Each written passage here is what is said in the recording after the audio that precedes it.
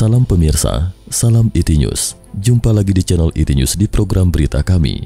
Hari ini kami akan sajikan berita tentang perwakilan yang baru terpilih anggota DPR AS, Marjorie Taylor Greene dari Partai Republik pada tanggal 21 Januari 2021, mengumumkan ia telah memperkenalkan pasal-pasal pemakzulan terhadap Presiden baru Joe Biden. Mari simak berita selengkapnya. Pasal-pasal pemakzulan terkait dengan dugaan tindakan Joe Biden yang melibatkan sebuah kesepakatan quid pro quo di Ukraina dan dugaan penyalahgunaan kekuasaan dengan mengizinkan putranya, Hunter Biden, untuk menyedot uang dari musuh-musuh terbesar Amerika Serikat yaitu Rusia dan Tiongkok, sebagaimana diungkapkan kantor Marjorie Taylor Greene mengumumkan dalam sebuah pernyataan hanya sehari setelah Joe Biden dilantik sebagai Presiden Amerika Serikat ke-46.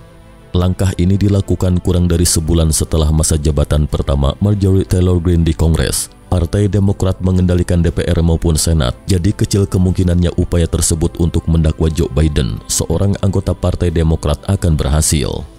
Presiden Joe Biden tidak layak untuk memegang jabatan kepresidenan. Pola penyalahgunaan kekuasaan oleh Joe Biden saat menjabat sebagai wakil presiden masa pemerintahan Obama adalah panjang lebar dan mengganggu. Presiden Joe Biden telah menunjukkan bahwa ia akan melakukan apapun untuk menyelamatkan putranya, Hunter Biden, dan mementingkan pundi-pundi keluarganya diisi dengan uang tunai dari perusahaan-perusahaan energi asing yang korup, kata Marjorie Taylor Greene dalam sebuah pernyataan.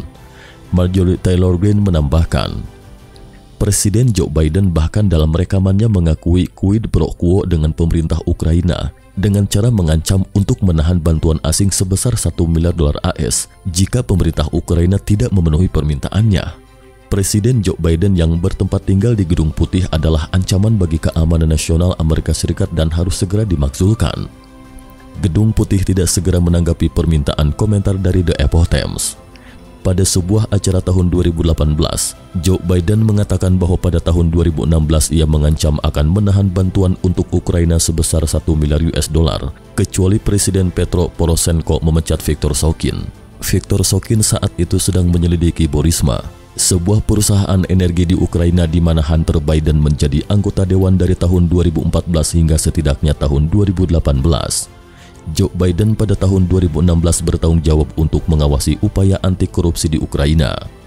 Saya melihat mereka dan berkata, saya akan pergi dalam waktu 6 jam. Jika jaksa tidak dipecat, maka Anda tidak mendapatkan uangnya.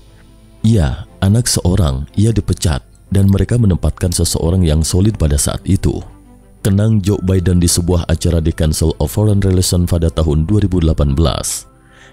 I said, I'm telling you, you're not getting $1 billion.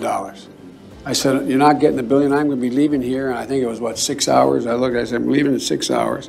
If the prosecutor's not fired, you're not getting the money. Oh, son of a bitch. Got fired. And they put in place someone who was solid at the time. Hunter Biden mengatakan ia berkonsultasi untuk Burisma, tetapi para kritikus menyarankannya untuk tidak melakukan pekerjaan nyata sebagai imbalan atas penghasilannya yang besar, sebuah tuduhan yang dibantah Hunter Biden.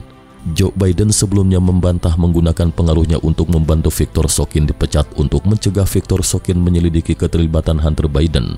Joe Biden mengklaim alasan Viktor Shokin dipecat yaitu karena Viktor Shokin tidak kompeten. Berbeda langsung dengan klaim Joe Biden, kata Viktor Shokin dalam pernyataan sumpah yang diperoleh oleh reporter investigasi John Solomon bahwa ia diberitahu bahwa ia dipecat pada bulan Maret 2016 karena Joe Biden tidak senang dengan investigasi terhadap Burisma. Marjorie Taylor Greene menuduh Joe Biden menyalahgunakan kekuasaannya sebagai wakil presiden dengan membiarkan putranya mempengaruhi kebijakan domestik sebuah negara asing dan menerima berbagai manfaat, termasuk kompensasi finansial dari warga negara asing dengan imbalan bantuan tertentu.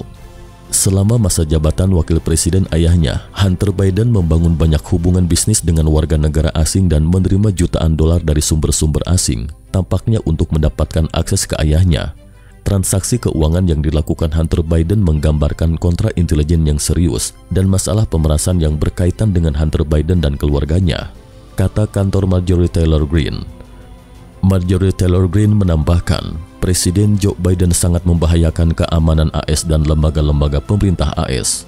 Melalui nepotisme secara terang-terangan, Joe Biden memungkinkan putranya untuk mempengaruhi kebijakan luar negeri dan keuntungan finansial sebagai hasil dari peran Joe Biden sebagai wakil presiden. Joe Biden mendukung putranya terlibat dalam kolusi dengan para pejabat yang terkait dengan Partai Komunis Tiongkok. Joe Biden mengizinkan putranya untuk bertukar janji dengan ayahnya dan pejabat administrasi tingkat tinggi lainnya dengan imbalan kompensasi finansial. Ia mengizinkan putranya mengambil uang dari para oligarki Rusia, termasuk Elena Baturina, istri mantan wali kota Moskow. Lanjut kantor Marjorie Taylor Greene.